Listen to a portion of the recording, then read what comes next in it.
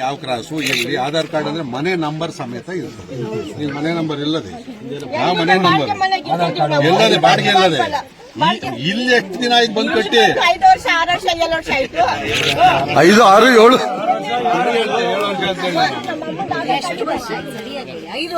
ಯಾವ ಕ್ರಾಸು ಎಲ್ಲಿ ಆಧಾರ್ ಕಾರ್ಡ್ ಅಂದ್ರೆ ಮನೆ ನಂಬರ್ ಸಮೇತ ಇರ್ತದೆ. ಈಗ ಮನೆ ನಂಬರ್ ಇಲ್ಲದೆ ಯಾವ ಮನೆ ನಂಬರ್ ಎಲ್ಲದೆ ಬಾಡಿಗೆ ಇಲ್ಲದೆ ಇಲ್ಲಿ ಎಷ್ಟು ದಿನ ಆಯ್ತು ಬಂದು ಕಟ್ಟಿ 5 ವರ್ಷ 6 ವರ್ಷ 7 ವರ್ಷ ಆಯ್ತು. 5 6 7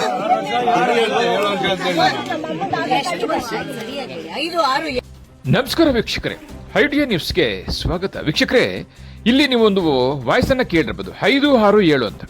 ಈ ಮಾತನ್ನ ಇಡೀ ರಾಜ್ಯವೇ ಕೂಡ ನೋಡಬೇಕು.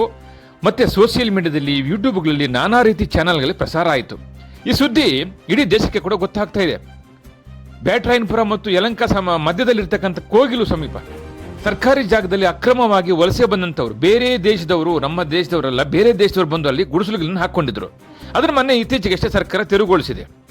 ಅಲ್ಲಿ ಸುಮಾರು ಮಾಧ್ಯಮದವರು ಹೋಗಿ ಮೈಕ್ ಇಟ್ಟಾಗ ಕೆಲವರು ಹೇಳ್ತಾರೆ ನಾವು 50 ವರ್ಷ 20 ವರ್ಷ 30 ವರ್ಷ ಅಂತೇಳಿ. ನೋಡಿ, ನಿನ್ನೆ ನಡೆದಂಥ ಘಟನೆ. ನಿನ್ನೆ ಸ್ಥಳೀಯ ಶಾಸಕರು, ಯಲಂಕ ಶಾಸಕರು ವಿಶ್ವನಾಥ್ ಅವರು ಹೋಗಿ ಅಲ್ಲಿ ಒಂದಷ್ಟು ತಂಡವನ್ನು ರಚನೆ ಮಾಡಿ ಹೋಗಿ ಸಮೀಕ್ಷೆ ಮಾಡಿ ಸರ್ವೆ ಮಾಡಿದ್ರು. ಇವರೆಲ್ಲ ಯಾರು, ಎಲ್ಲಿಂದ ಬಂದರು, ಇವ್ರ ಅಡ್ರೆಸ್ ಏನು ಅಂತ ನೋಡಿ. ನೀವೇ ಕೇಳಿದ್ರಲ್ಲ, ಇನ್ನೊಂದ್ಸರಿ ನಾನು ಕೇಳಿಸ್ತೀನಿ, ನೋಡ್ಕೊಳ್ಳಿ. ಅವ್ರು ಕೇಳ್ತಾರೆ, ನೀವು ಎಲ್ಲಿಂದ ಬಂದ್ರಿ, ಹೇಗೆ ಬಂದ್ರಿ, ನೀವು ಎಷ್ಟು ವರ್ಷಗಳಿಂದ ಮನೆ ಇದೆ, ಈಗ ದಾಖಲೆ ಏನಿದೆ ಅಂತ ಕೇಳಿದಾಗ ಅವ್ರು ಏನ್ ಹೇಳ್ತಾರೆ ಗೊತ್ತಾ? ಕೇಳೋಣ ಮತ್ತೆ ಒಂದೊಂದ್ಸಾರಿ. ಎಲ್ಲದೆ ಬಾಡಿಗೆ ಇಲ್ಲದೆ ಇಲ್ಲಿ ಎಷ್ಟು ದಿನ ಆಯ್ತು ಬಂದು ಕಟ್ಟಿ 5 ವರ್ಷ 6 ವರ್ಷ 7 ವರ್ಷ ಆಯ್ತು. 5 6 7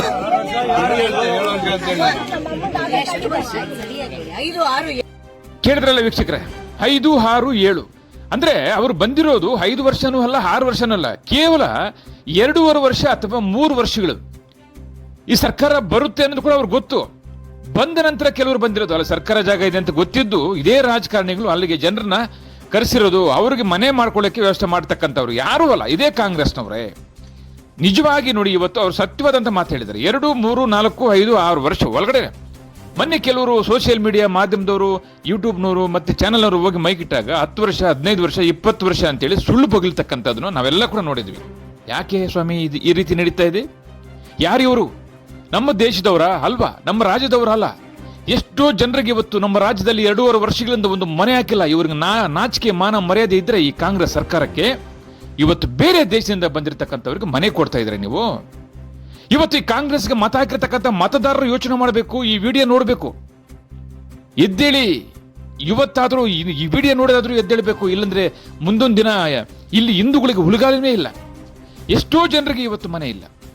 ಇದೇ ರಾಜ್ಯದಲ್ಲಿ, ಇದೇ ನಮ್ಮ ಕನ್ನಡಿಗರಿಗೆ ಎಷ್ಟೋ ಜನರಿಗೆ ಇವತ್ತು ಸುಮಾರು ವರ್ಷಗಳು ನೋಟಿಸು, ಸುಮಾರು ದಾಖಲೆಯನ್ನ ಗ್ರಾಮ ಪಂಚಾಯತಿಗೆ, ನಗರಸಭೆಗೆ, BBMPಗೆ ಮನೆ ಬೇಕು ಅಂತ ಕೊಟ್ಟಾಗ ಇದುವರೆಗೂ ಮನೆಗಳು ಕೊಟ್ಟಿರ್ತಕ್ಕಂಥ ಇತಿಹಾಸ ಇಲ್ಲ. ಇವತ್ತು ರಾಜ್ಯ ಸರ್ಕಾರ ಬಂದು 2.5 ವರ್ಷ ಆಯ್ತು. ಯಾವ ಗ್ರಾಮ ಪಂಚಾಯತಿಯಲ್ಲಿ ಯಾವ ಬಡವನಿಗೆ ಮನೆ ಆಗಿದೆ? ಯಾವ ನಗರಸಭೆಯಲ್ಲಿ ಯಾವ ಬಡವನಿಗೆ ಮನೆ ಆಗಿದೆ? ಯಾವ BBMPಯಲ್ಲಿ ಯಾವ ಬಡವನಿಗೆ ಮನೆ ಆಗಿದೆ?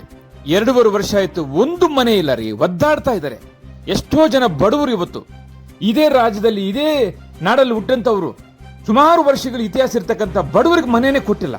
ಎಲ್ಲೋ ಬೇರೆ ದೇಶದಿಂದ ಬಂದವನಿಗೆ ಎಲ್ಲಿ ಸರ್ಕಾರಿ ಜಾಗ ಇದ್ರೆ ಸಾಕು, ಅಲ್ಲಿ ಬರೋದು, ಒಂದು ಜೆಂಡ ಹಾಕ್ಬಿಡೋದು, ಅಲ್ಲಿ ವಾಸ ಮಾಡ್ಬಿಡೋದು, ಅವ್ರಿಗೆ ಕರೆಂಟ್ ಕೊಟ್ಬಿಡೋದು, ಹಂಗೆ ಮನೆಗಳು ಕೊಟ್ಬಿಡೋದು. ಯಾರ್ರೀ ನೀವೆಲ್ಲ? ಯಾರು ನಂಬ್ಕೊಂಡು ಬದುಕಿದ್ರ? ಅವರೇನಾ ನಿಮ್ಗೆ ಮತ ಹಾಕಿದ್ದು? ಬೇರೆಯವ್ರು ಹಾಕಿಲ್ವಾ? ಇವತ್ತು ಈ ರಾಜ್ಯದಲ್ಲಿ, ಈ ದೇಶದಲ್ಲಿ ಕಾಂಗ್ರೆಸ್ನ ಮಾಡ್ತಕ್ಕಂಥ ದುರಾಡಳಿತ ಬಗ್ಗೆ ಜನರು ಧ್ವನಿ ಎತ್ತಬೇಕು.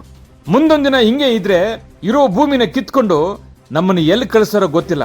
ಇದೇ ತರ ಬಿಟ್ರೆ ಕಾಂಗ್ರೆಸ್ ಸರ್ಕಾರ ಬಂದಾಗಿಂದ 2.5 ವರ್ಷದಲ್ಲಿ ಹಿಂದೂಗಳಿಗೆ ಇವತ್ತು ಎಷ್ಟು ನೋವಾಗಿದೆ ಗೊತ್ತಾ? ಗಣೇಶ ಮೆರವಣಿಗೆ ಹೋದ್ರೆ ಸಾಕು ಕಲ್ಲೆಸಿತಾರೆ, ಅಯ್ಯಪ್ಪ ಸ್ವಾಮಿ ಮಾಲಾಧಾರಿಗಳು ಹೋದ್ರೆ ಸಾಕು ಕಲ್ಲೆಸಿತಾರೆ, ಓಂ ಶಕ್ತಿ ಭಕ್ತಾದಿಗಳು ಹೋದ್ರೆ ಸಾಕು ಕಲ್ಲೆಸಿತಾರೆ, ಎಲ್ಲಾದ್ರೂ ಸರ್ಕಾರಿ ಜಾಗ ಇದ್ರೆ ಸಾಕು ಅಲ್ಲಿ ಜೆಂಡ ಹಾಕಿ ಆ ಜಮೀನನ್ನು ಹಕ್ರ ಮಾಡ್ತಾರೆ. ಇವತ್ತು ಪೊಲೀಸ್ ಠಾಣೆ ಮೇಲೆ ಕಲ್ಲೆಸಿತಾರೆ, ದಲಿತರು ಶಾಸಕರ ಮನೆ ಮೇಲೆ ಬೆಂಕಿ ಹಚ್ತಾರೆ, ಮತ್ತೆ BJP ಶಾಸಕರ ಮನೆಗೆ ಬೆಂಕಿ ಹಚ್ತಾರೆ.